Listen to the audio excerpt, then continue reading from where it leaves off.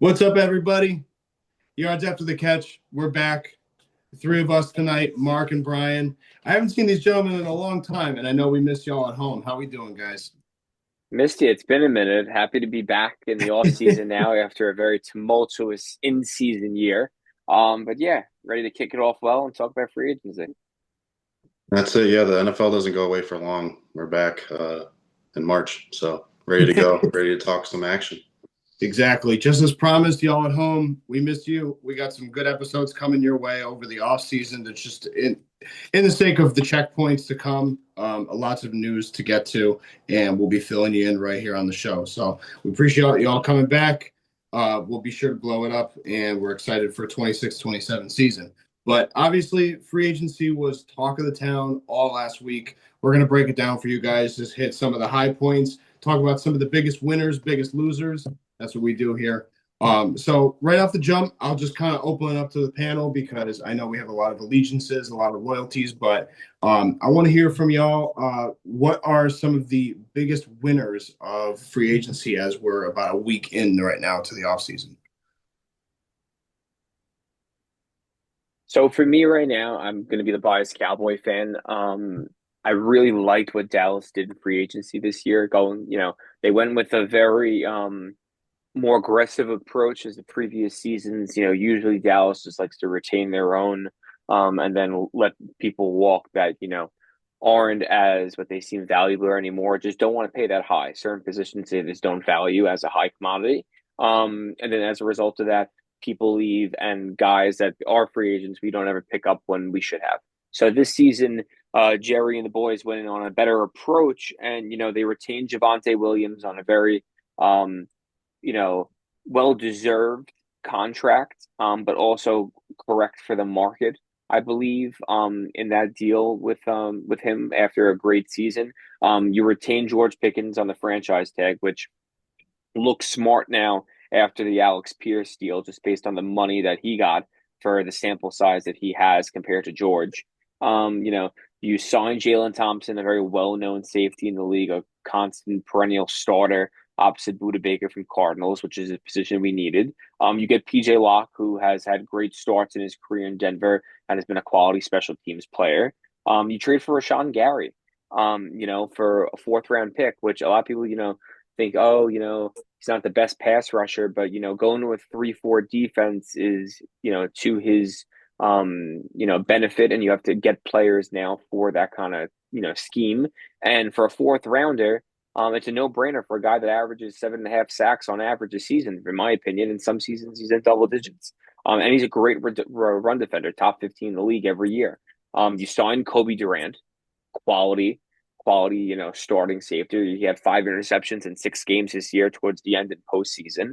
And you get back a third round and a seventh round pick for 2 guys that didn't fit the D tackle position anymore because of the 3-4 scheme. So it's not any big splashes, but it's doing the right thing to get your team to go from worst to first, which is gradual progression, building draft capital, and just getting yourself out of the bottom 20s. Honestly, 32nd, 31st in defense in the league last year.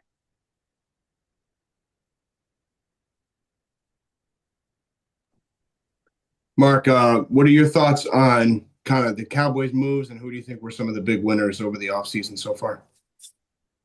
I think that's a good way to put it. They kind of didn't make any huge splashes, but they're doing what's necessary to, give themselves a chance next year. I'm gonna stick in the same division with the Giants. I think they're really kind of establishing the Harbaugh regime now. You got guys like Isaiah Likely, Patrick Ricard, even the punter Jordan Stout. Like, these are guys that came in from the Ravens, and will kind of let the guys that were in the building before them know how Harbaugh likes things done. And I think a guy like Likely is perfect for Jackson Dart. Mm-hmm. I think he's a clear upgrade over Bellinger or Theo Johnson. And I think Ricard's going to really help that run game. They just need to get a running back. I think they're probably in line to get someone like Jeremiah Love. We'll see. Guys like Tremaine Edmonds has that Joe Shane connection from Buffalo. So I'm a little curious why they moved on from Okereke like that. But, Tremaine Edmonds comes in and he fills that role well. Greg Newsome. I think he's got some upside at corner. And yeah, I think the Giants are putting themselves in much better position than last year. I still think the Eagles are going to be a tough go for them, and we'll see what they can do. But I think, and related to that, I think the Ravens might be the biggest losers of this free agency. Just losing the guys that I mentioned, like Likely and Ricard, and just the special teams and The head coach and Harbaugh. Yeah, assistant coach. It's gonna be a Yeah. big year for them in transition. And Linderbaum, the center, that's another huge one who's been with Lamar for a long time. So Let's go. I'm a little confused at what the Ravens are thinking right now. And yeah, I just think they kind of lost a lot of credibility with the whole Crosby trade going down. Absolutely. And Why would you ever want to go there? why would any player want to go there at this point? It's just what the GM did was just very head scratching, and I just don't think Hendrickson might not be the guy he used to be. He's not great against the run, so I don't know. It's just kind of questionable moves from that front office, in my opinion. But I know who Alex has for a free agency winner. That's for sure. The spideyest of all transitions. Yeah, I mean, for once, there's actually something to brag about with this team. It's been a long time. It's probably been 20 years, or at least since Carr went down with the leg injury in 2016. I'm very proud of the team, what they've done so far in the offseason. I was very sus about Spytek. I think he's starting to build his credibility now. I think having Kubiak in the room has been a big change so far. And of course, Brady pulling the strings in the darkness. But I really love everything they've made. And something Mark and I have talked about off pod over the past week or so is that all these contracts, these signings are 3-year deals. So they line up perfectly with Mendoza's second contract, hypothetically. I love the Linderbaum move. I think that's definitely headline for them. We know that they've been really missing, like their offensive line has been dog shit, and it starts from the center out. I think that was a huge move to kind of anchor that offensive line. Love the move with Quay Walker. 3 years at 40 is really good. Kobe Dean in that secondary, really nice pickup, especially after losing Spillane 2 years ago to New England. They've had an absence, and they've been getting killed on some of these short routes, particularly with guys in division. I think that was a huge move. Naylor, I like as a second option, possibly even like the best third in the league. I really think that they're going to go all in on Bowers this year, and you have to have a guy that's going to take some of those balls off a double. I really like Kwity Paye too. Eric Stokes. I mean, right down the list. Malcolm Kuntz getting re-signed. I think keeping him in house was a big move as well. And then the big one too for me, and stealing it from Marcus, Taron Johnson. I just love that move. On the secondary, we've had trouble at the corner position for as long as I've been alive, to be honest with you. So yeah. I've just been in love with the moves that they've been making, and just to kind of reverberate what you guys have been saying. I think Cincinnati and Baltimore are probably the biggest losers so far. I think letting Hendrickson walk, and then who was the guy that got traded today or a couple days ago from that secondary with Cincinnati? Geno Stone? No, Taylor Britt. Yeah. Geno Stone left in free agency as well. Yeah, he's on the Bills. Yeah, he's going to be the Bills' third safety. Yeah, that was a big one, but definitely with Taylor Britt going to Indy, I think is huge, and not even going out of conference. So it's really weird because we may have Bars coming on shortly, and I'm sure he'll pop off with the Pittman stuff. But it feels like the sky was falling for Pittsburgh 2 months ago, and now it doesn't feel as bad, even though they have this huge absence at quarterback. But you don't feel as unnerved or uncomfortable with the moves that are made in division. It doesn't feel like everybody's loading up around you and stockpiling. This is a really weird division and something to keep an eye on as we go through the offseason. I also think it's the best situation you could be, right? So it's like you have a pedigree. And speaking of the skills, you have a pedigree organization with multiple positions now addressed, with always top 15 to top 5 defense. Yeah, I'm a free agent quarterback, which I believe it's a heavy class next year. Why wouldn't I want to go there for an organization that I know that takes care of the position in contract and their players? You have a marketing aspect, and it's a big city in the United States. Why not go? Yeah. So it has that opportunity. I'll also mention a couple other ones I had that I really liked from free agency with the Rams. Hmm. In a division where, when you see yourself as the Rams, you gotta not only worry about your division, but you have to worry about the people you're gonna see on the opposite side, possibly in a Super Bowl. And that's always like the Chiefs, even though they're down year, you never know with Pat Mahomes. To steal both their starting cornerbacks was a huge win in free agency for a team that really their defense towards the end of the year let themselves down. And I think if they did have a quality defense, probably would have made the bowl game, right?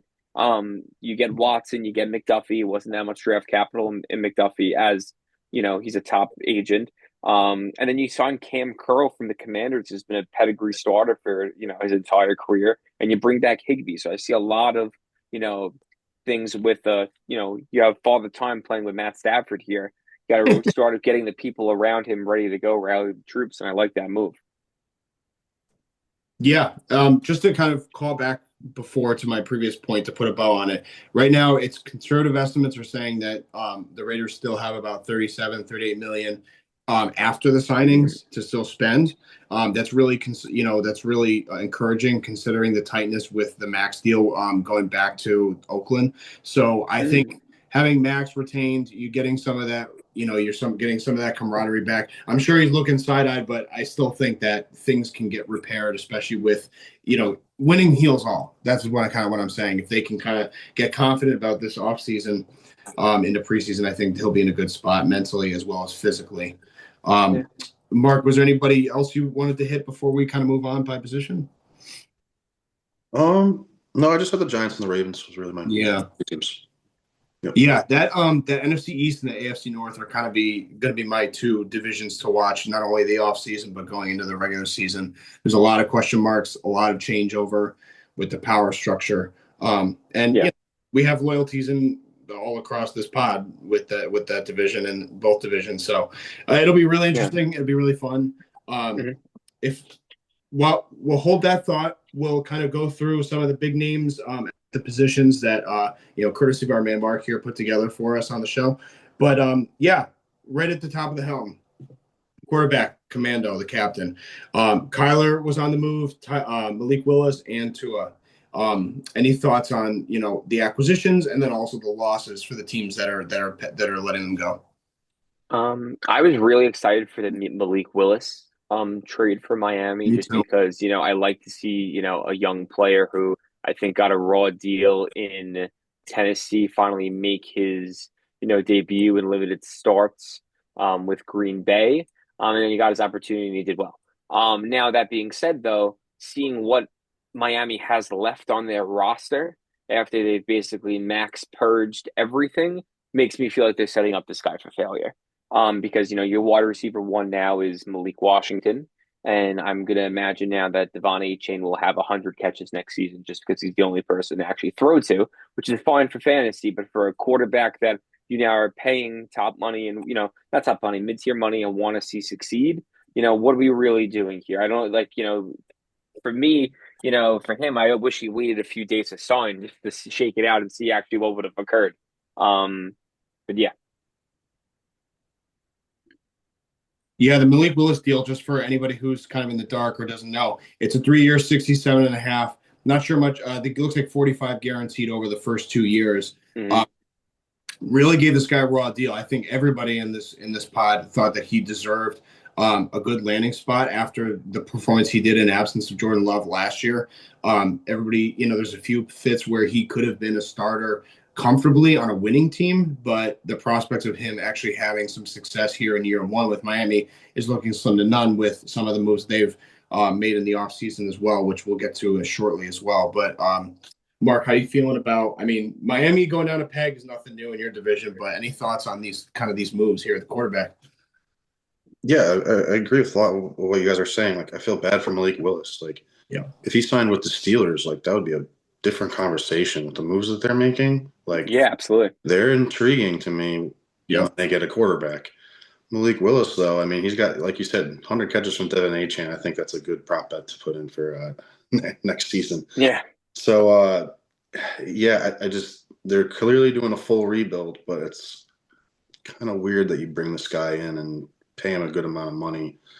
just to kind of steady the ship, I guess. Sell more tickets. I don't know. Yeah. I think he's an upgrade over Tua. I'm gonna be honest. Yeah, yeah. But I They don't have know. I think 175 million in dead cap too. They can't yeah, really do anything. yeah. You're stagnant at that point. So yeah, I mean, I think they're gonna be at the bottom of the AFC East next year, more than likely, unless Malik Willis can kind of just create some magic, which I think he has some capability, but I think so too. not every game, not every series. Like so, I don't know. But turning to Tua, I think based on how he can't really play in cold weather, and I think Atlanta's not a terrible landing spot. They have a lot of weapons. They only have to pay him the vet minimum, so it's like kind of a no-brainer for them. After they're probably looking to move on from Kirk Cousins. I mean, is Tua better than Kirk Cousins? I don't know, but there's probably some cap savings there to move on from him, so I can see why they're turning the page there. But the really intriguing quarterback move that I can see ultimately being the most consequential is Kyler Murray on the Vikings. I mean, it's already a very good roster. Yeah. And if he can just get his shit together and, put the video game controller down and like watch some film and I don't know, just like get into it, dude. Like, Yeah. He's got a great opportunity up there. Playing in a dome. Yeah. He's not playing outside. I mean, he'll have to play in Chicago and Green Bay and all that, but I think that is the real eye-opening move. That is once again that minimum no-brainer. I can see him pretty easily beating out McCarthy unless McCarthy really gets his shit together. But yeah, I think that's the most intriguing move to me. See that situation I find the most interesting because yes, Kyler Murray when healthy and focused is a great Pro Bowl quarterback. He's constantly hurt, ACL injury, distracted. This team is only as good as the prime of their players in Minnesota. I rather, to be honest with you, I'm re-signing Kirk Cousins and I'm probably signing Malik Willis too, on a low deal for both of them and letting a three-person thing compete because you have the cap space because a lot of people are You rookie can't have all deals. three of those guys. You dude. can though if you No, can you though. Why not? can't, man. Listen, if he has Kirk That's Cousins, a toxic quarterback rooms with that's I two know of it them, yeah, isn't. not three I of know them. it is. But put it like this: Kirk Cousins, you could probably get for a 1 year, $10 million deal right now because he's basically out of the league.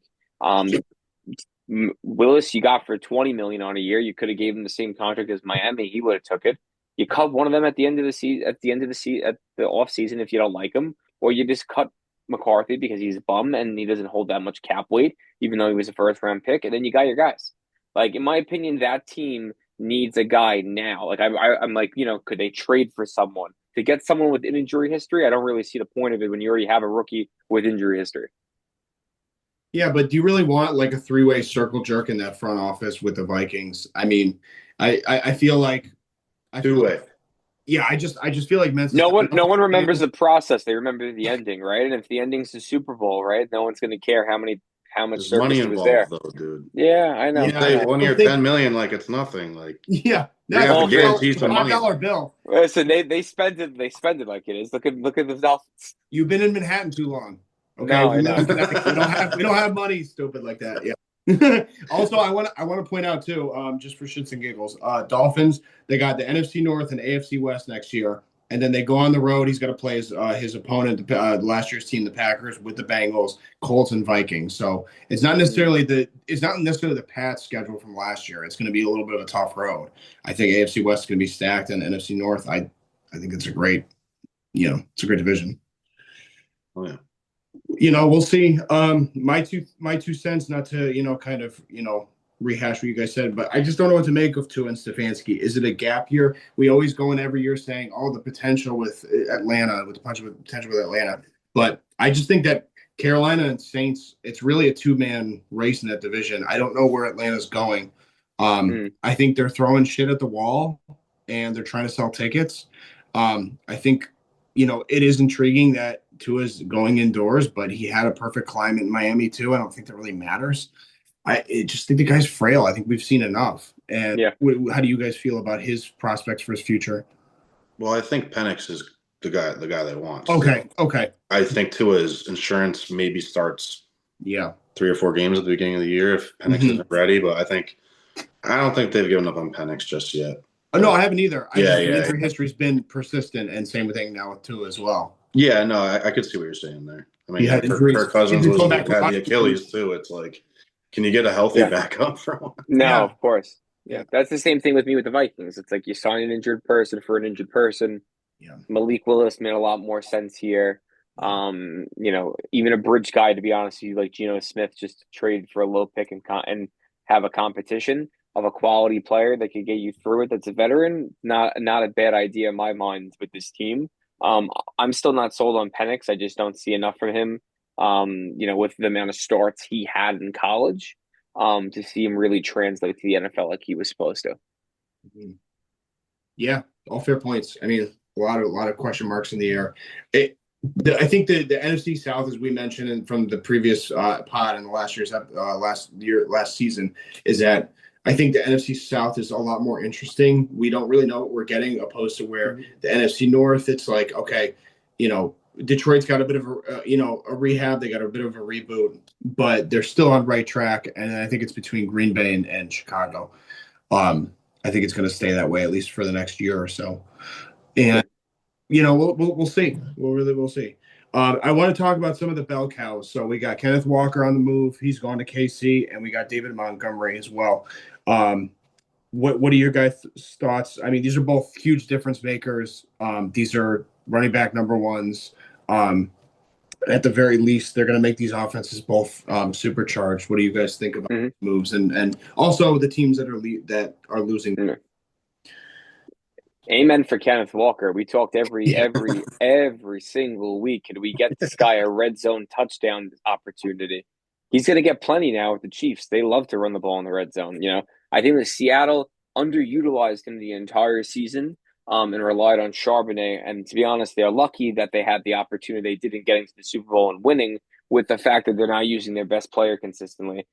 The guy goes down that they liked, and then they make this beautiful, miraculous run where they don't have to rely on Sam Darnold in the playoffs because Kenneth Walker's just get 100 yards clip here or there and becoming Super Bowl MVP. So good for him for realizing his worth and getting that. Seattle's going to have a big job now, filling that role. Maybe you see them trading up for like a Jeremiah Love or something like that in this draft, maybe to really bolster that room. But I think the Chiefs get a huge upgrade there. With Montgomery, I always loved him. He just grew out of not getting enough touches in Detroit. Definitely a guy that you would like to see there because of the success. But at the end of the day, carries matter. And with the Texans now, you're getting the opportunity to be the bell cow again. Right, he's at the Texans, if I'm correct. Right, he went to the Texans. Yeah, right. I thought for some reason the Titans too. At the Texans, he's a bell cow there, has the ability to succeed. The previous running back this season, I forget his name, not Chubb. Woody Marks. Woody Marks. Yeah, they played very well. I think you let him continue to develop and learn from Montgomery, and he could probably take over again as the 1A guy. Yeah, all fair points. For me, Kenneth Walker's a made man, obviously Super Bowl champion. For Seattle, I don't think it's going to be too much of a chicken in the armor. That's a well-oiled machine. I expect them to be back where they were same time last year, at the very least, NFC contention for the title. We knew that KC needed a reboot. They always needed a running back, dating even well past last year. I think with Pacheco leaving, this was kind of a 2-for-1, getting Walker. He's a great pass-catching running back. They were slated to go in Mel Kiper's mock draft to go after Jeremiah Love. That's obviously now changed with the acquisition. I think that's a smarter deal because you want a veteran guy in that locker room with Mahomes. It's kind of a antiquated metaphor, but it's the only thing I can kind of reach for at the moment. It's almost like when LeBron, moved Wiggins to get Kyrie and Kevin Love. It's like he needs maybe. Yeah. He's in the thick of things. He's still in his prime. You need to maximize it while you have it. So reliable.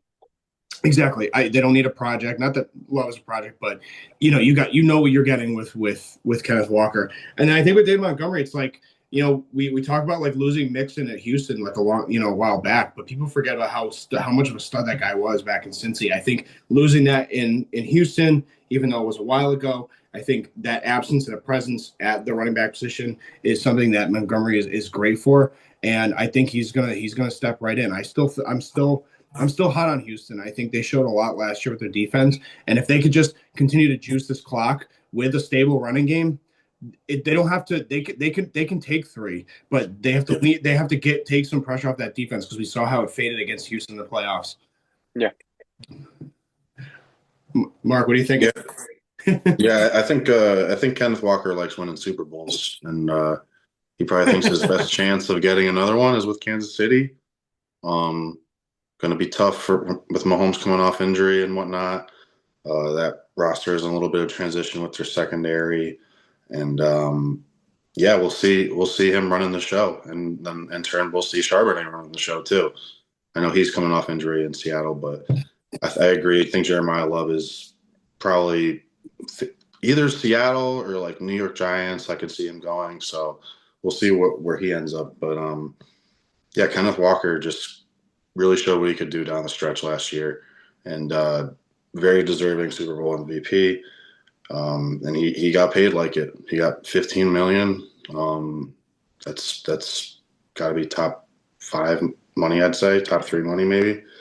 But yeah, no, it's just a good piece for the Chiefs with Mahomes coming off injury. He's got someone he can rely on the backfield that they haven't had for a few years, like since Pacheco's early years, I'd say, or like even like Clyde Edwards-Helaire. Like it's been a while that they've had like a decent running back. I feel like Great point. this clearly addresses it. And we'll see how they can bounce back with Mahomes coming off injury and Montgomery. It's been a while since he's run the show too. It's probably since when he was Chicago. So we'll see him getting probably the first touches down in Houston. I think he complements Woody Marks really well. And Houston was lacking that. I mean, Nick Chubb was an intriguing signing, but he really wasn't too effective outside of the red zone. And I think Montgomery fills a very important role of the bell cow for a struggling quarterback in C.J. Stroud, who has not been his true self since his rookie year, I'd say. So, yeah, I think these are a couple of very necessary signings for each team. Yeah, absolutely. I agree. I just want to make a correction to what Mark said about Kenneth Walker being MVP. It was actually Jason Myers, the Red Fox. Sorry. Thank you, sir. Shout out to. That's it.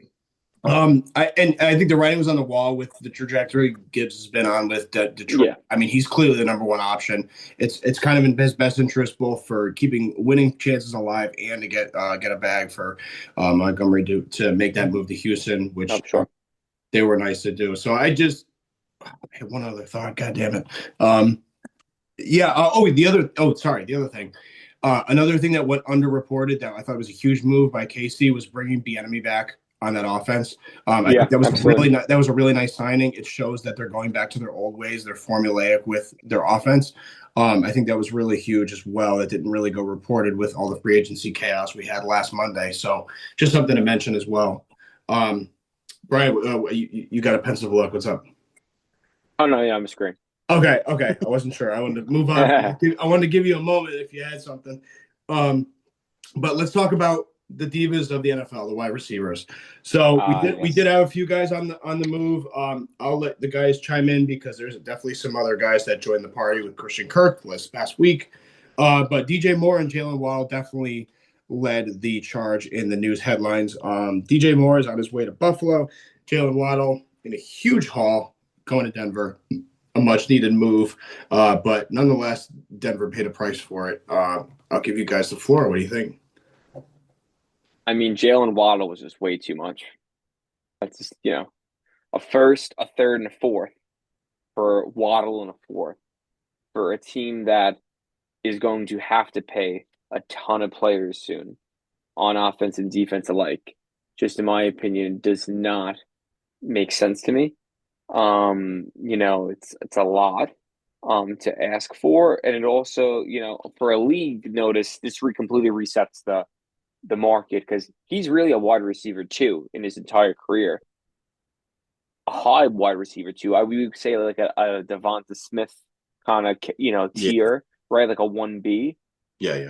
if he's getting that, George Pickens is getting 2 first-round picks in the third, right? Or a DK Metcalf or guys like that. Like just for the sample size of yardage alone in the last few seasons compared to other guys, it sort of puts the league on notice now of you see these wacky, desperate moves sometime But that that, but I don't think that was resetting the market. I think that was just a desperate move by a bet. not resetting in the sense of like everyone's going to do that, but now it's like okay, like it's an added difficulty now in negotiations of going. Well, Okay, Jalen Waddle got I this. got you. Why don't I get that? Right? Like Micah did that whole thing, right? Oh, Miles Garrett got this. Why can't I get that, Jerry? Right? So it's like things like that where it just adds another filibuster almost in those situations. But besides him though, DJ Moore I really like to the Bills. You are getting a 1B kind of guy, low wide receiver one who has a lot of upside that Josh Allen could actually unlock. I would like to see maybe them draft another top wide receiver like what's his name, Malachi Lemon out of USC, I think his name is right. That guy's Get got some weird interviews. I don't no, know. I know. Listen. You had Stephon Diggs, you could deal with it, right? No, So he's intriguing for sure. yeah, but like I think like now you can really build that core with him and Shakir now and Kincaid. Like you're bolstering that wide receiver core that you really need help with. Yeah, I agree. I think it clearly gives us a wide receiver one-ish player. Best receiver we've had since Stephon Diggs. And I think DJ Moore is a better vertical threat than Stephon Diggs. So less of a head case. Sorry, I know Pickens is very talented, but I don't want that kind of personality at receiver anymore. Even though they just signed CJ Gardner Johnson, who's also a big personality. So that's interesting. But no, I like the fit. I think it's a clear upgrade in the wide receiver room that they desperately needed. I think he's more durable than Jalen Waddle and just as productive. So, like comparatively to the rest of the league, I like the DJ Moore move a lot. And yeah, I can see the desperation with the Broncos, especially since they kind of already had some decent receivers. Not that they didn't need an upgrade there, but I don't think they needed to give up all that draft capital. Like you already had Sutton, Mims, Franklin. Like that's a pretty good core right there. Just draft another guy like decently high and go from there. But I don't know. They wanted to mortgage some capital and get a proven commodity who is electric when he's healthy. But there's a little bit of risk injury wise with Jalen for sure. Yeah, all great points. Yeah. And I'm kind of with you guys on Waddle. It's like he's played against subpar competition with some of the games where he's really balled out. He's really like a fringe 1B guy. I think they just gave away too much. I'm totally agreement with what you guys have to say. There's a way to smartly use, allocated, draft picks. Obviously, they're trying to maximize this window with Bo Nix on the rookie deal. They're trying to load up, but it doesn't mean you have to throw everything at the win at the first buyer. Yeah. I just think that they could have probably saved the fourth. They could, it should have been a 1 and a third. That's all I have to say about it. And I think you could get difference makers without caving like that. Two other guys that we forgot to mention too, both from Indy, Alec Pierce and Michael Pittman, both on the move. Any thoughts on what Indy's doing with their direction? You think they're taking a gap year with Daniel Jones? I mean, what's going on in Indy? I mean, I love Alex Pierce. I don't think he was worth that contract, but guy had 1,000 yards on 47 catches, which is thick. Good for him.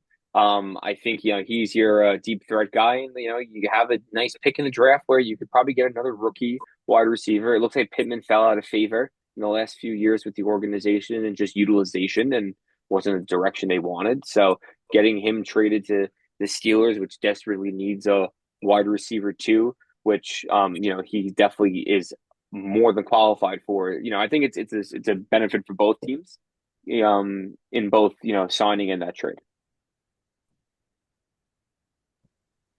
Yeah. Also, just my thoughts briefly on DJ Moore too. I think he's a proven commodity in the Buffalo locker room. He's going to be a stable voice, not too much diva drama, and he's a winner. I think he's gonna be the closest thing you're gonna have to a 1 for a little while, Mark. But I like the move a lot. I think it keeps things stable. I wouldn't rock the boat too much, especially with, bringing down Joe Brady from upstairs. So I really like the move. I think it's a safe move. With Indy, it feels like it screams that they're taking a gap. I know that Pittman fell out of favor, but he was definitely integral to the offense regardless when they were on that hot streak to start the year. I like Alec Pierce's downfield. Having a young guy and starting from scratch and hoping that you redraft another guy to replace your deep threat, it just seems a little weird. It seems like they're reshuffling the deck to kind of make some cap space because they knew that he was going to get a big signing from somewhere else. And I just, it's a confusing situation because Tennessee's obviously going to be better. Houston's going to be right there, and Jacksonville's going to be a playoff team. So very, very weird stuff with Indy with their behavior. I think they're taking a gap year, to be honest with you, with Daniel Jones' injury. But I mean, like they have Warren and Downs too. So I guess it's just more of who's the next guy up on contract with cap space. So that's the way I saw it playing out with them. Yeah, totally agree. That makes sense. We will see. Moving on, at the tight end position, Isaiah Likely's on the move. He's in New York now. Travis Kelce getting a new contract. How do we feel about those two teams? I really like the Likely move. I do. And very nice. I kind of always, or not always, but like early in his career, you saw his flashes of like pass catching ability. Really, that's his strength. He's not the best blocker, but I kind of would want to retain him over Mark Andrews if I was the Ravens moving forward. I know Mark Andrews is like a great Raven, but just upside, I think letting Isaiah Likely get out the door was a mistake, and he's going to be the perfect security blanket for Jackson Dart. So yeah, I really like his receiving ability. Travis Kelce, I'm not like super surprised that he's coming back, but I think if anything, this indicates that Mahomes is probably not going to be out for too long. I don't think he signs up for another year if he gets Mahomes for like even half the season. And I know they just traded for Justin Fields, but like let's not act like he's going to step in and steady the ship for however long Mahomes is out. It's an intriguing move, but yeah, I think Kelce wasn't going anywhere. Like he's a Chief for life. He's loyal, and he gets paid well. He gets what, $12 million for however old he is, 35, 36. He's still got Pfizer money too. That's it. Yeah, he's got some sweet deals going on. Listen, 2 shots in 1. Yeah. Hey, I'll take $12 million just to block for Justin Fields running power sweeps. Sure. Jets. Why not? Yeah. So you could throw the ball to him too. I mean, he's probably gonna end up being the quarterback at some point too. Yeah. I know. And at that point, $12 million is a steal. Yeah, so really is. I really like Likely. I thought he unfortunately, like, Lamar loves Andrews and he's always gonna feed it to him. And I think at this season, especially, you saw a little disgruntledness with Likely. You saw not as much as camaraderie and efficiency with Lamar as we wanted. So I think the writing was on the wall. I think he goes to his old head coach in a good situation. I think him and Theo Johnson as a tight end duo is a really, really good option for the Giants.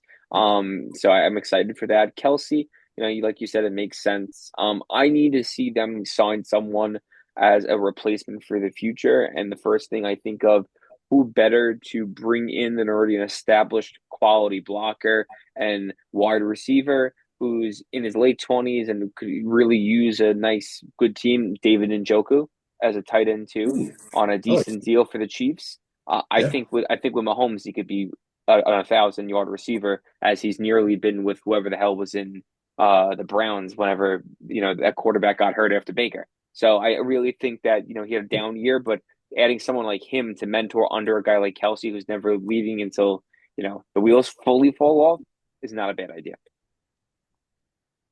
Yeah, I think it was kind of a no-brainer to keep him 1 year, $12 million in the house with Kelce. I really do like. I mean, it's not a tight end move, but I like the Tyquan Thornton 2 years, $14 million. I think that's a nice piece. I think it's a must if you're going to keep this offense, humming. I think he's been kind of nice if he can just clean up his act and keep on the freaking ball. Mhm. But yeah, the offense is going to have a new look again. With Bieniemy coming back and now being a little more run heavy, just at least for 1 year. It's going to be very interesting to see how they perform. But I also want to mention, Dallas Goedert re-signing in Philly was huge, keeping him there. And I know they signed a Kyle Pitts on the franchise tag too. Yeah. So guys staying where they are. Mhm. I'm Can I mention one more guy? Of course, yeah. Yeah.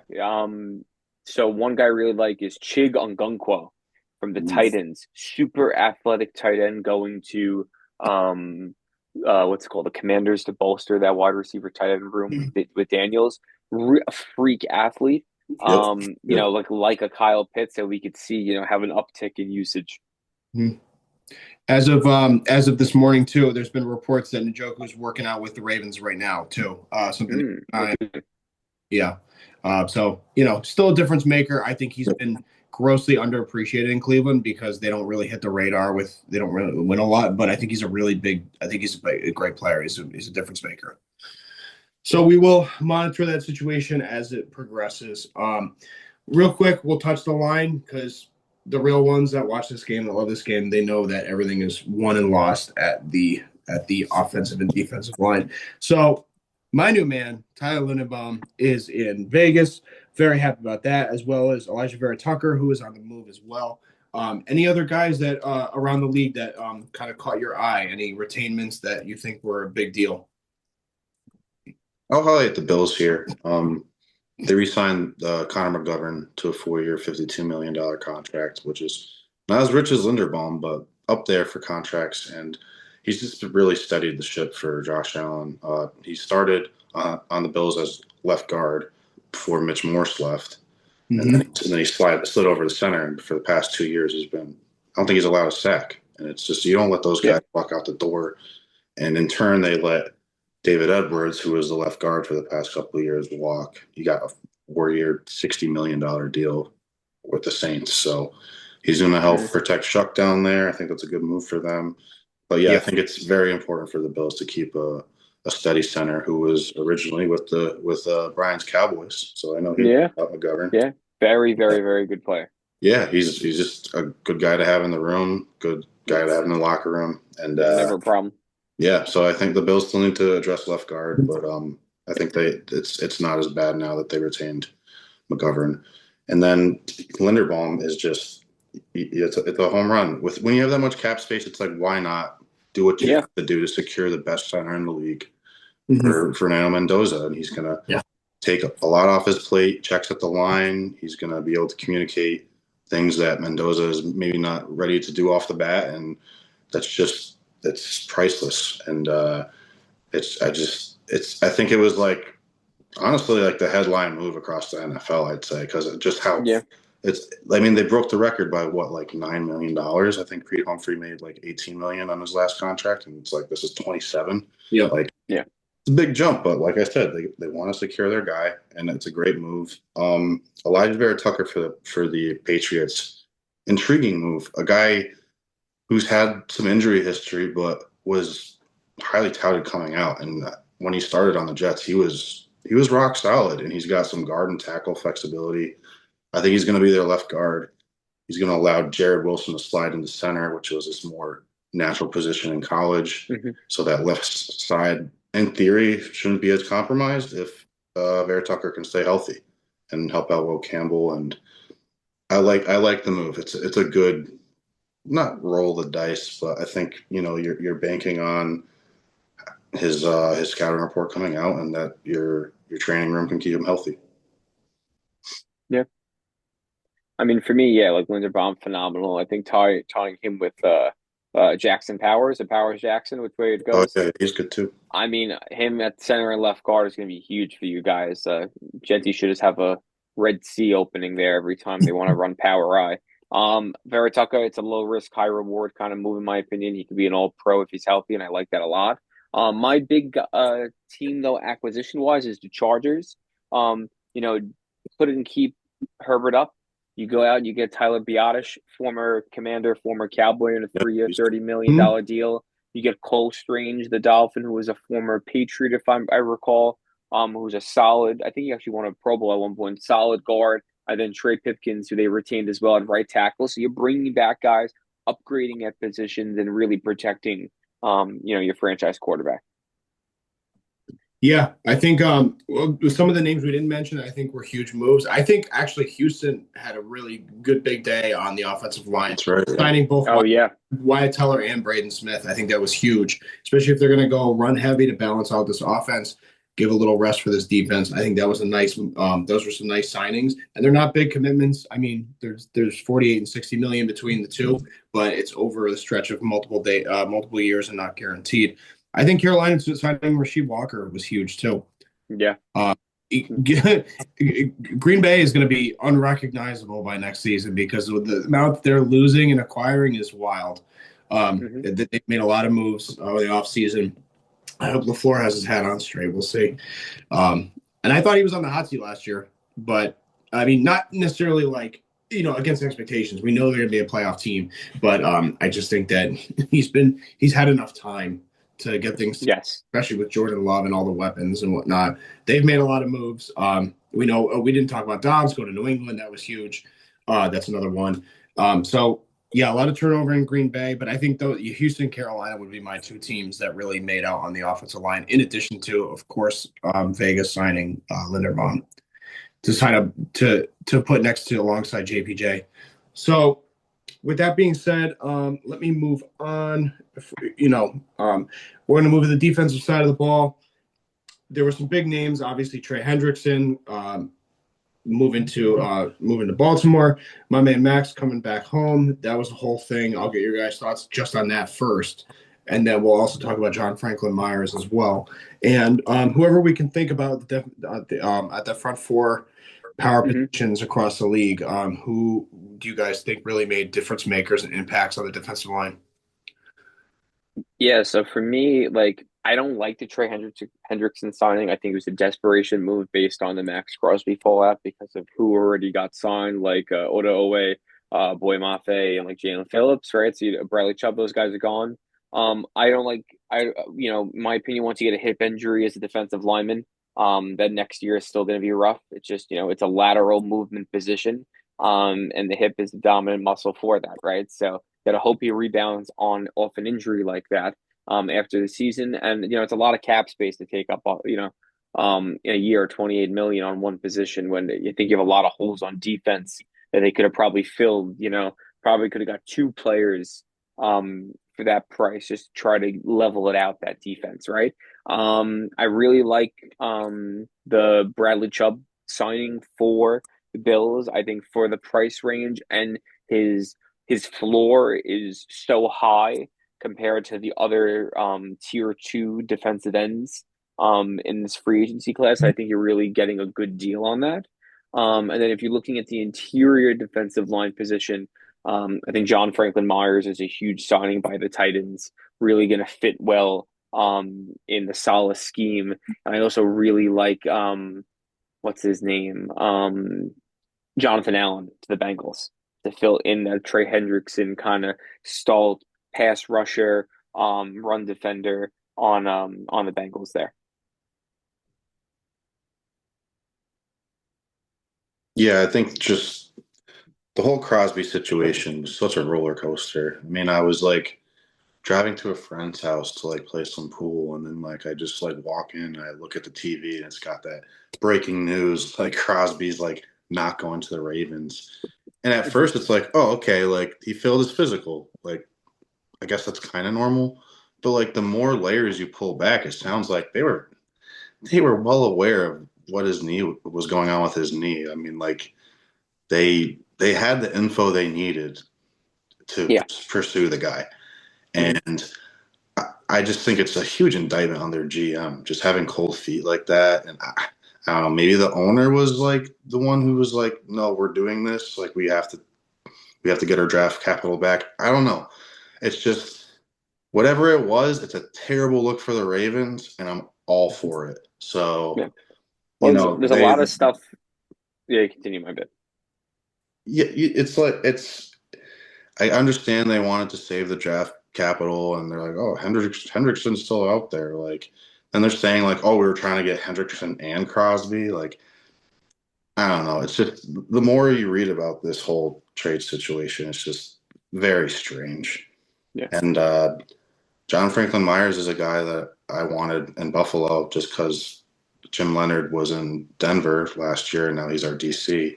But was it 3 years, 63 million? I don't think we can afford that right now. But he's kind of like a tweener. He can play both end and inside, so he's just very valuable. He's going to round out Tennessee's defensive line really well. And Bradley Chubb for the Bills, I think the contract was appropriately kind of measured out, and there's some injury risk there for sure. But I think with the Bills going to a 3-4, he fits that outside linebacker role pretty well. He'll pair up with Greg Rousseau. I'm hoping they draft someone in the first round, honestly. But yeah, not as big as a swing as a Hendrickson or a Crosby, but it's addressing a position that they need. So I'm cool with it. Was he there when Leonard was DC, or he was brought in with Sean Payton? Oh, Chubb? Yeah, That's a good question. maybe But not. I know Leonard was in Wisconsin too. Yeah, so I don't know if he was there. I think it was the Yeah. year before, but no, yeah, like he was huge. But I was gonna say with Max Crosby, the Ravens flied him out on coach and to DC and made him drive 2 hours to the stadium to meet. So like just that alone, Crosby was probably like, "Fuck this! I'm gonna have a bad interview or whatever." Like how Maybe the he Raiders is. aren't that bad. Yeah, exactly. So, I don't know what could have happened with that, but I Yeah. still think 2 first-round picks for him. I don't think any person outside a top 5 quarterback is worth two first-round picks. I'm with you. So how can you say that the Pickens is worth 2 firsts? Ooh. Bang. Yeah, but that's a result of demand, though. Right? That's a result of demand because of the Waddle and like stuff like that, right? Okay. Like on my personal opinion, I think Pickens is only worth a second, but that's just how I see free agency. I'm a Cowboy fan. I don't believe in giving the high end of free agency acquisitions to people if they want, right? I demand the market; they don't. So we'll see. Well, in that case, then I'm going to give up my firstborn to keep Crosby. I was like, keep this man in the goddamn building. Don't listen to anything that's not coming out of his mouth. with what you got now in Dean and the other linebacker Walker, I mean, your front seven's loaded. Maybe you get another big defensive tackle, and I don't know. And we were middle of the pack last year with the roster we had on defense. I mean, defense was not the problem last year. Yeah, it was Geno and that offensive line, that shit offensive line. Did you guys sign Hobbs again too? Hobbs? I don't think so. I think we let him go. He left. Yeah, he left. I forgot where. Yeah, I was gonna say I don't think they were like San Fran or something. Oh, okay. I liked him a lot. Yeah. He was a good player. I mean, I didn't want Diablo to leave. I didn't want what's his face going to New England to leave either. So, yeah. Player. Yeah, just a pit bull, and he's perfect for that Raiders identity too. So he looks like goddamn Voldemort. I think Naquan Jones in Houston staying on a re-sign on a veterans minimum was a huge deal too. I really think keeping that defense intact is critical. But we got to talk about one of the biggest ones on the market that went too. Jalen Phillips to Carolina. It's 4 years guaranteed, 120. I mean, did these guys did they just completely overpay just for desperation? It's crazy. It's crazy. That's a bad deal. It's so crazy. I mean, I understand bulking up and putting all your chips in while you have this young core with Carolina. But again, you don't have to be stupid. Play this smart. NFC South is still wide open. You can make moves and be conservative about this. But I just think 4 years on that kind of contract, 80 guaranteed is insane. I mean, you could have got Devin Lloyd and Franklin Myers for the same price. Right. Both. Then get 2 guys for 1. I know. Exactly. And in my opinion, when you're running the 4-3, the defensive end pass rush position, in my opinion, it's almost one and the same between those price ranges of getting paid $30 million a year or $20 million a year because you have to deal with immediately getting hit by the tackle. an outside linebacker can cover and rush. That's a more premier position for me, where that's where I'd rather spend the money, right? Like a Michael Parsons, Devin Lloyd, those kind of like Right. multi, the nickel of the front seven, if you want to call it, right? Like those are the guys that deserve the 30 million, not these up, 3-point Yeah. stance guys. Yeah.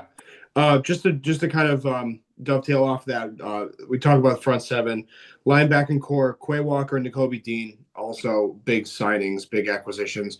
What do you guys have about thoughts on that? It's the perfect duo for Vegas. I mean, these guys played together in college. They kind of complement each other well. I think Quay Walker's a little better closer to the line, and Nakobe Dean really shines in coverage and maybe like off ball.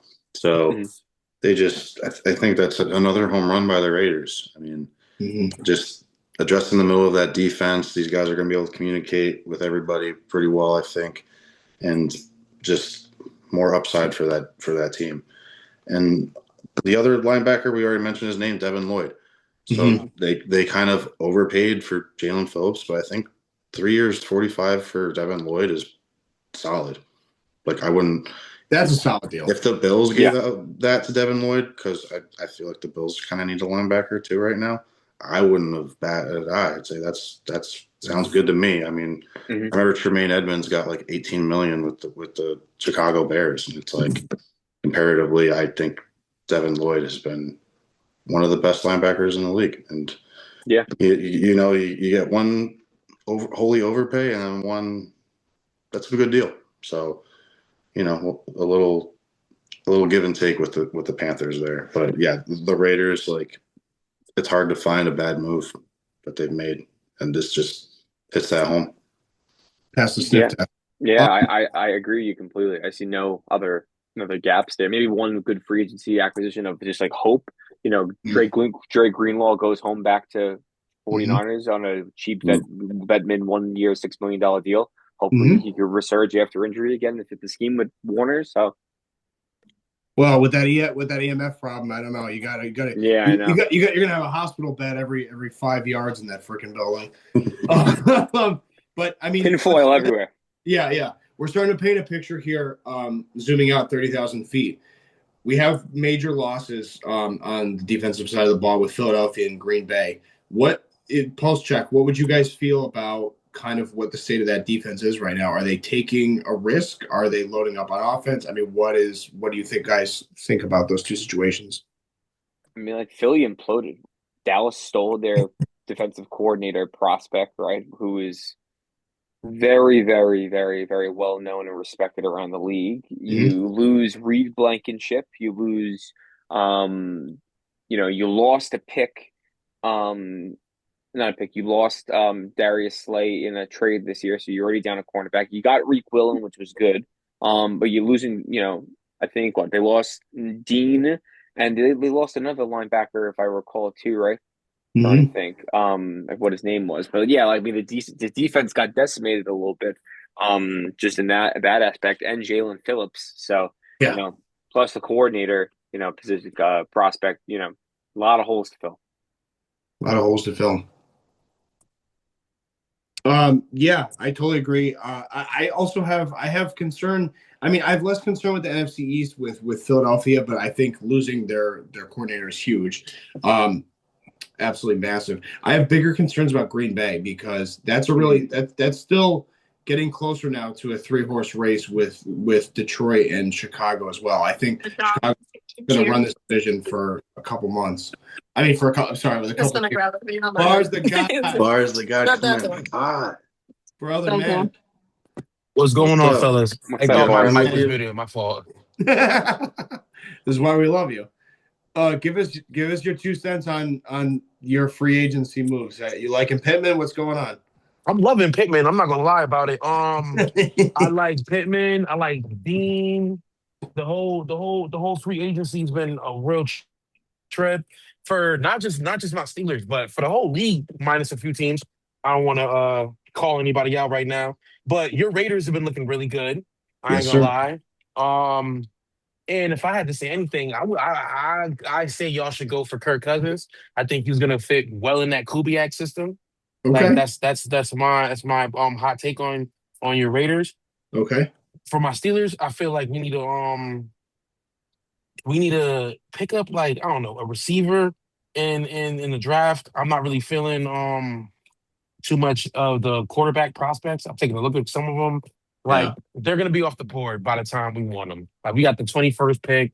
We could trade up some. We could trade up, but honestly, like so far what we've done, we shored up a lot of solid pieces that we needed to get. We still need left tackle. We lost Isaac Sayamalu. Um, Gainwell. we lost Kenny Gainwell, and I Oh, wanted love to him. keep Kenny Oh, Gainwell. no. I ain't gonna lie to you. 1-2 punch, best in the league. Do you like Yeah, Dowdle? You I must, mean, you must be hyped about Dowdle. I do. I do say that Dotto shows a lot of promise. He shows a lot of what is it? His last 2 seasons, 1,000 yards running, and then Yeah. before that, he was with McCarthy. So he yeah, knows that he knows how McCarthy likes the ball ran. McCarthy knows how Dowdle likes to run the ball. So I honestly feel like they're not a match made in heaven, but a match made in purgatory because that's normally where this team likes to find I like it. themselves. Yeah. I'll take that, man. I'll take that. What do you want to see for the next move for the Steelers in free agency? The, If you had the to pick one player right now you could get right now that's available? Who do you want?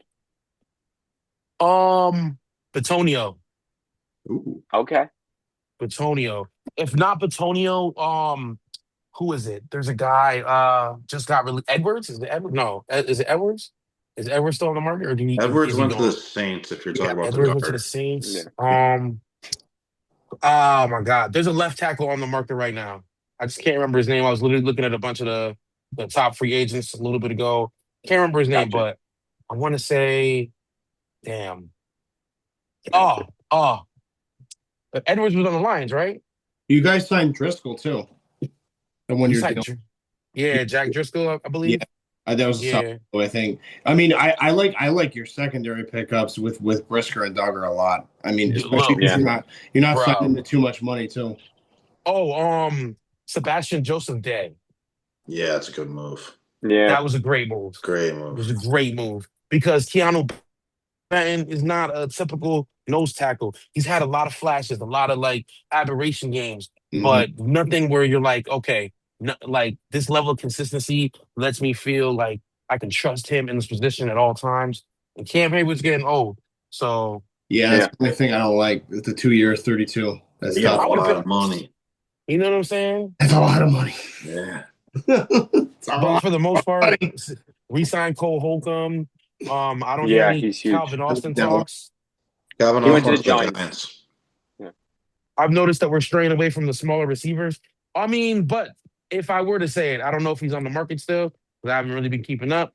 But if I were to pick up one, if I were to say one big name, Tyreek Hill. Yeah, Okay. he's still available. I like He's that. Like, available. Yeah. yeah, maybe like a Tyreek week. Hill. Yeah, like a mid-year return or something like that if he's still Mm-hmm. hurt. You don't have to worry If about not, him. You don't have to worry about him banging anybody in Pittsburgh. Yo, bro. I mean, I mean, I really, Bars, I really like that, especially if you got the tight end room that you have right now with all the then Metcalf and Pittman. Like I mean, you're asking for Aaron Rodgers' dream. That's, and then he Right? always wanted his entire career. He's just 48, Yeah. 47. Could be it. just 10 years late. Yeah. Yeah. You mentioned Kirk Cousins for the Raiders. What about Kirk Cousins for the Steelers? Do I have to turn my camera on for this? Because this is madness. Why are you always coming for me, Mark? What's up, Dude, man? I'm just. That's a fair question. You guys need a quarterback. Yeah. I know we And need a they have the quarterback, first but I'd pick. rather give Kirk too old for this shit Cousins to the Raiders because it's the Raiders. So you're The gassing Raiders him are up for picking us to Mendoza. sign him, but not for you. Yes, I want you guys to take him off the board. I'm gassing this. I need this to go viral so y'all can take him off the board. That way we don't got to worry about that shit. Y'all love it. drafting Ty Simpson, and you're gonna be Buns, and you're gonna be right next to Cleveland. So I mean, I like Will Howard. Like, why not give the kid a shot? They're gonna You have can't to. just hand them the job, though. And I turned my You mic need to on for bring I in turned my somebody. camera on for this. Alex, you the problem. And you know it too. Like normally we good. We always good over here, but you had to go spark this tonight. I don't know why you did this. I'm feeling I'm not good. even here We've long. had the only successful free agency in my fucking life. Yo, Let who me you telling? drag my nuts literally again. in your life. Who are Let me you dra- telling? In my lifetime, I got to watch 2 Super Bowls and then a whole bunch of fuckery. So I'm glad to see some good shit happen in free agency one time.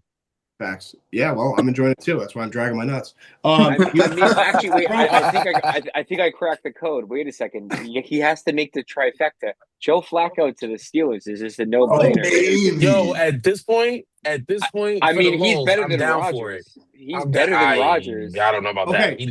He did not show. He showed better than Rodgers in 2 games. Can I? Better And then after that, mobility. he laid Better eggs. mobility. Better mobility at this age. That's all you need. Can I pose? I want to pose one Yo, can question. we get Phillip Rivers? Can we get Phillip Rivers? Okay, thank Wait, you. That's my question.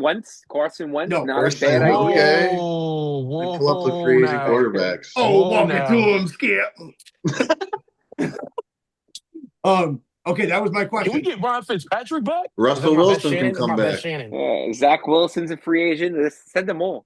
How about Jimmy Zach Wilson's G. mom? Well, you think we're gonna pick up Zach Wilson and have a Sam Darnold connection? It ain't happening. I know. That right there shows you this. I said it last time. The system makes the quarterback, man. The quarterback don't make the system. Unless you're Tom Brady. I'll tell Mahomes. Yeah. Yeah. Well, I was gonna say, Pro Football Focus has you guys around a B+, A- so far in free agency. I think it's not just about who you retain; it's who you sign. So you guys had a nice mix. I don't mind Jonnu Smith walking; he wasn't really too much of a difference maker. I like keeping the pieces you guys have. But my joke was, and my question was, you get Phillip Rivers, you get Aaron Rodgers, and you get Joe Flacco in a room. Who are you taking for 1 year? Okay, for 1 year. For 1 year. Mm-hmm. Okay. Phillip Rivers has more kids than he has playoff wins. Don't pontificate. Straight answer. So he's not a winner. I can't go there. I can't. He don't got LT, so I can't go there. Bang bang pow. Let me see. I'm sorry, I hate Flacco. Flacco has a level of hate for the Steelers that he only plays good against us. Like if you notice last year, you notice on the Browns the year before, he only played good against us. That was You guys afraid of him? Now, what? He's got your Afraid number. of him? Bang. No. He's just mad about that one time during his rookie season. You know when they could have went to the playoff or to Super Bowl, but you know they ain't happened. So he mad about that. Joe ain't coming now. And when we talk about Aaron Rodgers, right? We don't have enough ayahuasca in Pittsburgh to get Aaron Rodgers to stay in that room. Yeah. Ain't enough DMT on the East Coast and sweat lodges for Aaron Rodgers to stay in that room. So with that being said, Terry Bradshaw, we need you to come out of retirement. I also want to tell Aaron Judge to not walk out with the American flag because he's going to tear his ACL now. Oh, stop, please. My God. Bang. Sucks. 3-12 in World Baseball Classic. Oh, my God. Straight God. bum. It's horrible. Bars, anybody across the league that you think on the move was a difference maker while we still have you? Ooh. 30,000-foot view. McDuffie. Mm-hmm. Yeah, we haven't McDuffie. talked about our corners yet. The the Rams getting McDuffie. Crazy word. Because like a lot of people have said it, they felt like they were like a corner away from a Super Bowl. But I feel like there are a lot more glaring parts on that defense that you got to look at. Their front seven, solid. Like you're not touching that. But their secondary got a few holes in it. Whether it be what is that, Witherspoon? Witherspoon good, but sometimes he could be a little bit cooked. So you need somebody, you need someone just like McDuffie, proven corner. Like he may not have the most interceptions, but the man's he's a walking PPU waiting to happen. Like literally. So and he hits like a truck. So you got to give him that. I think the Rams doubled down on chief cornerbacks, I believe. Watson. So Watson. Yeah, Watson. Yep. And then if I had to look at another one, um, this one is a little sneaky because people aren't really talking about it like right away. But I want to say is it the two of the Atlanta? Yeah. Yeah, We get some two stuff to done. Atlanta, two to Atlanta because like I think there was too much sun and fun out there. You know what I'm saying? I think a little bit of not so much of that like popping environment party. I think that'd be better for Tua to lock him in. Honestly, I like Atlanta's offensive scheme too. I think Tua would fit in there really well. He's a really accurate quarterback. They need accurate quarterback play over there. Bijan can't be running the ball every down, so we need somebody who's accurately going to be able to throw that ball. I mean, Atlanta should have went out and got some big name receivers. If you ask me, that's the only thing they failed at. But They got weapons all over the place. I do believe in Stefanski though, and I think that him working with Pitts might work. Yeah. I just don't know how much time Tua is going to get. I do agree with that. Stefanski seems to be like the tight end whisperer. That's your boy. So no, no, no, no, no, no, no. He just knows how to make tight ends that hate us. And we were talking about some of the parity in your division bars. We were talking about Hendrickson on the move to Baltimore. We talked about Njoku working out with him this morning as well. A lot of movement across the AFC North. We'll keep an eye on it for sure. I think that's the most intriguing division.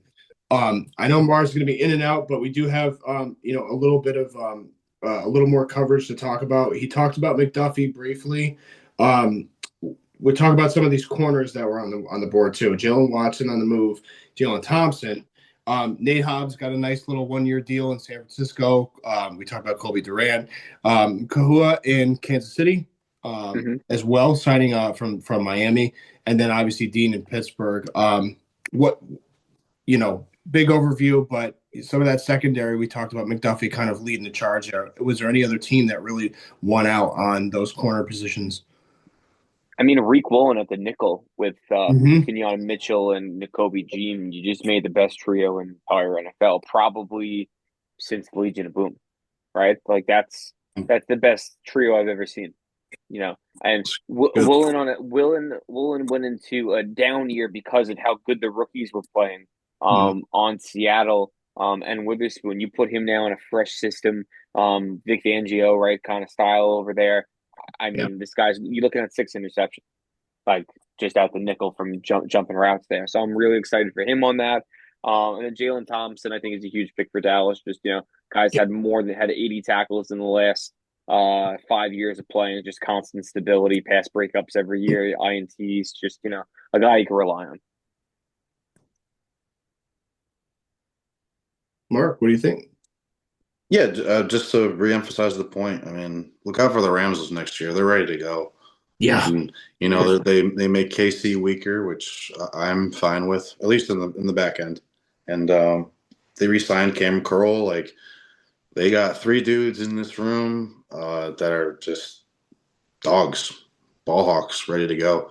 So I would say early on, I think the Rams are the NFC favorite for next year. And then Jalen Thompson, like, not going to lie, not a guy I was too familiar with. Just I feel like being on the East Coast, like Arizona, kind of gets lost and out there sometimes. But as far as I can tell, this guy's rock solid. I think you mentioned he gets 80 tackles a year or something. Yeah. And I think it really solidifies a position for Dallas that's been just kind of shaky throughout the years. Like, they've had some patch guys, like, I mean, Brian knows, and my dad's a Cowboys fan, so I somewhat keep up with them. But I think Jalen Thompson just really kind of nails down a position that they've been lacking for a little while. And just to go around the league, I really like what the Bills did in the secondary. I know trading Taron Johnson, a guy who has been with the team since, I believe, 2018. Like, he's been there for a while. And they signed D. Alford out of Atlanta, who's a guy who's really good in coverage. And then they signed C.J. Gardner-Johnson, who is, like, not a guy I think the Bills would have signed under McDermott. So, because he was available last year when they needed a safety, And I think he just probably was like, nope, not a guy I want to waste time on. But Joe Brady said, why not? And I like his flexibility. He could play deep safety. He could play corner. He could play nickel. He can blitz. And he's just going to bring some personality to the defense that I think was lacking. So I like what the Bills are doing in the secondary. I like what the Rams are doing in the secondary. I like what the Cowboys are doing in the secondary too.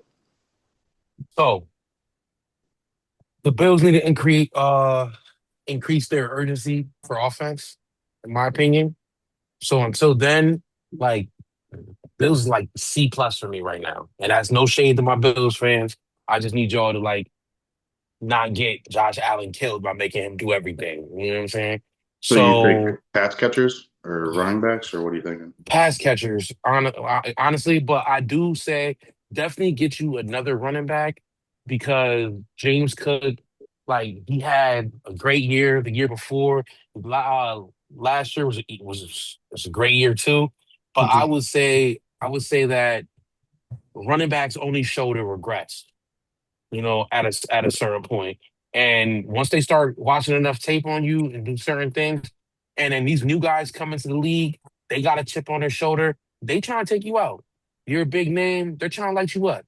They're trying to have their welcome to the NFL moment, but not the other way around. They want you to feel that like I'm here in the NFL. So you got to look at it like that. I feel like just so Cook don't get injured or anything like that, because he's a great running back. And that's just something I also feel that the Indianapolis Colts need to lock in on too, because you're just gonna. I know JT is your work bell, but like you can't, like, you know what I'm saying. He's getting older. Like, how many more years of epic production can you expect from these backs? Yeah. So I feel like they need to. I sorry about that. Yeah. I We all um I crash feel out. like Yeah, I feel like they need to shore up that offensive line. Like not offensive line, but their offensive like playmakers. Definitely get you like all these like they should have got Waddle. They should have got Waddle. They let Waddle go. Where did Waddle go? Denver. Better. Denver. He went to Denver. Like Mm-hmm. with Bo Nix. Bo Nix is okay, but like come on, Josh Allen could have had a proven fast commodity. Like, someone who's there catching There's the ball, and DJ then you Moore. could DJ DJ Moore. Moore. They let Christian Kirk. He's They over here got getting DJ Moore, buddy. Oh, they got DJ Moore. Yeah, dude, come on now. Wasn't enough. All right, now it's not Christian enough. Kirk on a minimum would have been nice, though. Wasn't enough. Now it's not enough. For 2 seconds ago, it was. It's not enough. It's not enough, man. You got DJ Moore, right? So who else you got to throw the ball to? Here. Dalton Kincaid, Kincaid, Knox, Cook. Khalil Bunch of tight Shakir. ends. Where you speed Shakir? Where was Shakir last year? And I'm not even trying to find. Bro, he's one of the best slot receivers. Yeah, Dr. in the league. Seuss, watch it. What happened? He's one of the best slot receivers in the league. I don't know. I was watching y'all games. It didn't look like it. It looked like y'all needed a lot of help on that offensive side of the ball. All right, watch that Jacksonville playoff game. Tell me how he I see get both 12 sides, catches. Though. One. Yeah, no, I agree. Listen, I think a lot of those catches. Go get Juwan Jennings. Yeah, a lot of those catches are Josh Allen created. I think, like, he's definitely a top slot in the league, but I think he's more of a wide receiver 3 for what you need on that team. He's a slot. Yeah. So it's like, but like I don't hold like Devontae Smith is a great slot, right? Do I count him as a great? He has way more deep threat ability than Shakir. I know, but that's what he's rated at the end of the day. He plays the slot in his position, right? Do I count him as a top wide receiver in the league? Yes and no. It just really just depends. Like I need the body of Keon Coleman, top wide receiver kind of guy for Josh Allen. He doesn't see. That's the thing. I don't think he fits well with those guys. No, I know, but like you need that over the top. Just like it's a prime Des Bryant would fit Josh Allen so well. I would love that. 50, I know, 50 ball, 40 yards deep, just straight hard. Like that's the kind of guy you need. At this point, just go back and get Stephon Diggs. Listen, bars to God, he's gonna be behind bars sooner than later. He's gonna be behind bars to God. Yo, bars. It's your boy. Well, I wanted That's to ask, crazy. but before we cap the pod, 'cause we have some important updates over the next month or so until the draft. The annual league meeting is the 29th. We'll be trying to do a pod in reaction to maybe some of the news that comes out of that. There may be some league rule changes, things like that we may want to touch on. But obviously, the draft is the 23rd of April, a month from now. So we'll be keeping up on that. We'll either do a pre-show and or a pod reaction show. But for Mark, I wanted to ask you. Now you're coming into the draft. You now have, as of today, you have 7 picks, 3 in acquisition from these deals on the open market. Where would you spend those picks if, in addition to addressing using those picks? How would you address the situation with the receiving core For Buffalo? Yeah. I mean, right now, I think the move was really DJ Moore. Could they, in theory, draft the guy in the first round? Sure. I don't know if there's going to be the value is going to be there at the end of the first round, to be honest with you. So I could see them I want them to re-sign Brandon Cooks because I think down the stretch he was pretty valuable for the team. And if he's playing as the 3 or the 4, why not? And then I think drafting a guy in the mid-round, 3, 4, 5, somewhere in there. Okay. Maybe a Marquise Bell out of UConn or someone like that. Just another guy in the room, not a guy that needs to take on the boat share of the workload, because you saw what happened with Keon Coleman when they tried to do that, really just forcing him into the picture. But yeah, I think because they don't have a 2 now, but they have DJ Moore, so there's their 2. I'd say another guy between 3 and 5 to get another guy in the room. And spend Who's that. their 1? DJ Moore. I thought he was their 2. Who's their 1? DJ Moore. Yeah. They need to step up. They need to do more. I'm sorry. Right, but again, we're talking about a little bit of prelude to the draft. But I sorry, my fault. No, you're good. But I agree with Mark that I would spend that first rounder probably on your front line, on your front 4. Yeah, get a pass for sure. Pass rusher. Yeah. And just to take a 30,000-foot view with the Cowboys, Brian, do you have it handy where you guys are drafting at the moment? Yeah, so right now we're 12 and 20. And then we have a second round pick. For me, what I really would like to see is Dallas has the opportunity the New York Jets have 2 second round picks right now and 2 firsts. I would love this is if I'm playing GM at 12, I'm drafting Mansour Delane, cornerback LSU, right? That's a guarantee before any of my moves. He's going to be there. I think he's a better option than trying to draft a guy that's fallen like Caleb Downs, because we've dealt with enough degenerative knee conditions with Jalen Smith and a bunch of other guys that we've had issues with. 20 is interesting. If you call the Jets and you say, for the 20th pick, could I get 2 second round picks in this year's draft? I think that's a huge pull if I'm them, because you could try to then draft a guy like let me find my list here. A Dylan, because pretty sure they have the second to first pick in the draft, like a Dylan Thieneman safety from Oregon, right? Like a guy like that. Jermod McCoy, who might fall into the second round from Tennessee just because of availability. One of the edge rushers in this class, which is very deep. So I think right now it's at 12. Get your number 1 guy on defense on the board. And then with 20, it's a free pick. Let's try to trade and get more second round picks. Because if that's the case, they'll have 3 second round picks and you rebuild your entire defense.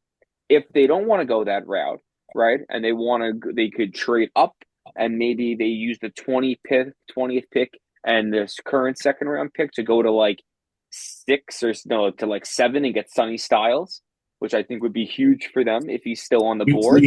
Yeah, you might have to be. It might have to be the 20th, the 2nd, and the 3rd. But in my opinion, he's a generational player. It might be worth it. Or do you do the Jerry Jones route of you draft your cornerback at 12, and at the 20th pick you pick your wide receiver that's going to fall like Lemon or the other guy from what's his name, Amari Cooper Jr. Was it Omari Oh, I'm Cooper talking about Jr.? Akeem Matador from Miami. My bad. Yeah, or best, like you know what I mean. Like maybe Yeah. you go for a wide receiver at 20 and shock everyone, and you have the best trio in the fucking league.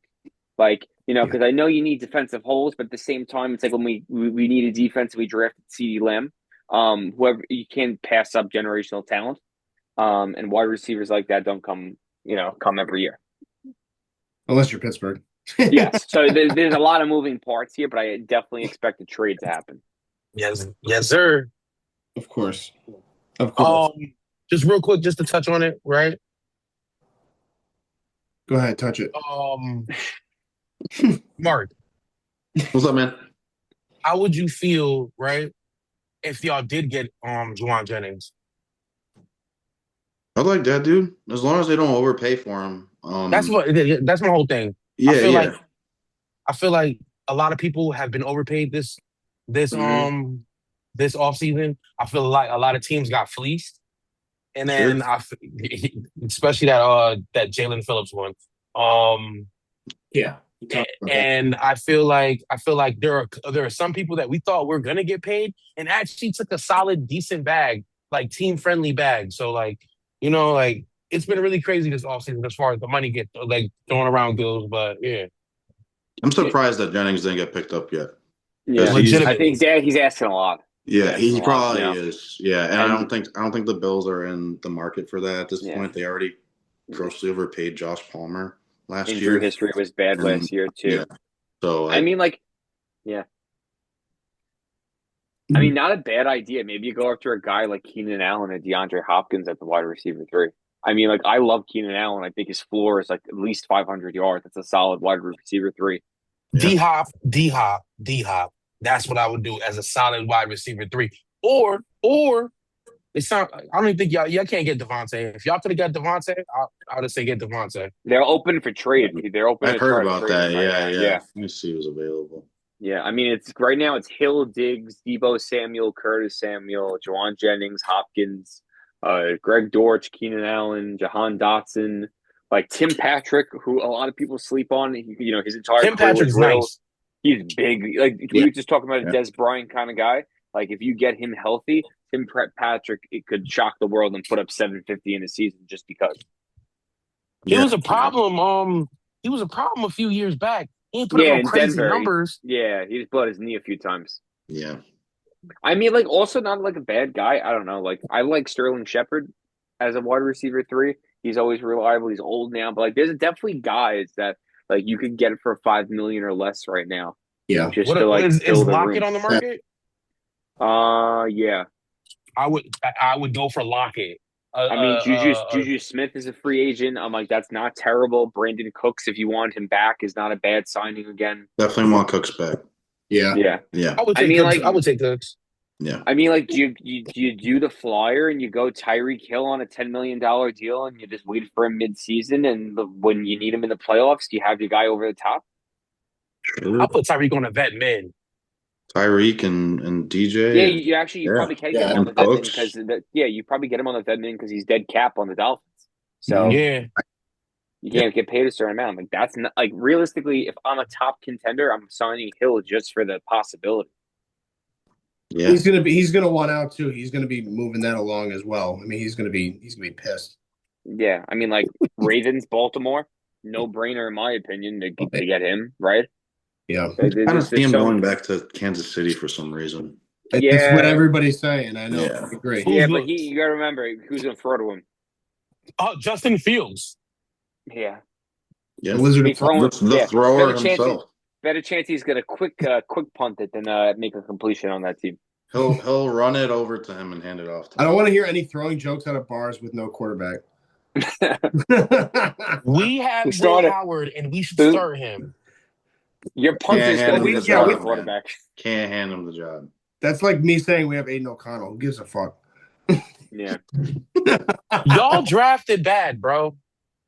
We got Fernando coming, so watch it. Yeah, y'all drafted good once. I'm going to be in your city in about a month with Mark watching the draft, so. Y'all better be out here. I hope so. Wait. Where y'all going to be at? Bridgeport? No, Pittsburgh, bro. Oh, Pittsburgh. Coming to a city near you. Listen, Leave the Three Rivers alone. All right, we don't want none of that hate over there. No, it's gonna be I middle of love the Pittsburgh, bro. It's gonna be Pittsburgh's low. great. It's gonna be low riders and Chicanos bumping, dude. Watch your city. You heard it here. AR and you said Mark? Yeah, no, maybe. Yeah, AR and Mark about to turn Pittsburgh up. Yinzers beware. and Nico's in Scranton. He's like 2 hours away. Let's go. Oh my god, I might have to take a drive up there. Yo, for real, I might just drive too. Shit. My god. You know, Al. Hey, yo, boss, I'm calling now. Yeah, Al, thinking about it right now. Backup running back Najee Harris for the Raiders. Ooh. I actually want him to go to the Chiefs. If that sounds crazy, I'm sure you do. So, yeah. Nah. But listen. Send him to the Chiefs, right? So that he could be a 1-2 speed power back combo over there with Kenneth Walker. No, would Yeah. Oh, we also haven't talked about this yet. The Jets might be able to steal the draft this year with 2 firsts, 2 seconds, 2 fourths. Well, yeah, but we've been saying that here too. I know, and next year That's what they did with Garrett Wilson, Brees Hall. I know, and they got rid of a lot of guys. There's good possibilities here. Permanent rebuild, just like us. Who did they get rid of Brees Hall yet? Nope. They signed him. Boy, they hate that man. They just hate that man. Pay that man. It's a shame. You pay that man. Yes, guys. Pay him. We're at the top of the hour. I'd love to do this all night, but I got an early morning. Any final thoughts? We will come back to the pod, hopefully in a week or so, with the NFL updates with the league team meeting. I think that'll be really interesting, and then we'll have the draft in a month. ban the tush push. There's my league meeting itinerary. I'll keep it for another year if that's cool. As long as Josh. Don't ban the tush push. Do not ban the tush push. Well, we already lost what's his face, Christian Watson, so who cares? And apparently we lost Connor Hayward, so I mean Christian Wilkins, sorry, my bad. We lost Christian Wilkins, so tush push is null and void in Vegas, so too bad. Guys, it was awesome to see you. It was way overdue. I appreciate you coming back. We're gonna have plenty more to it's a touch pleasure, on. gentlemen. Yes. It's good to see you, Bars. So everybody at home, we'll be back.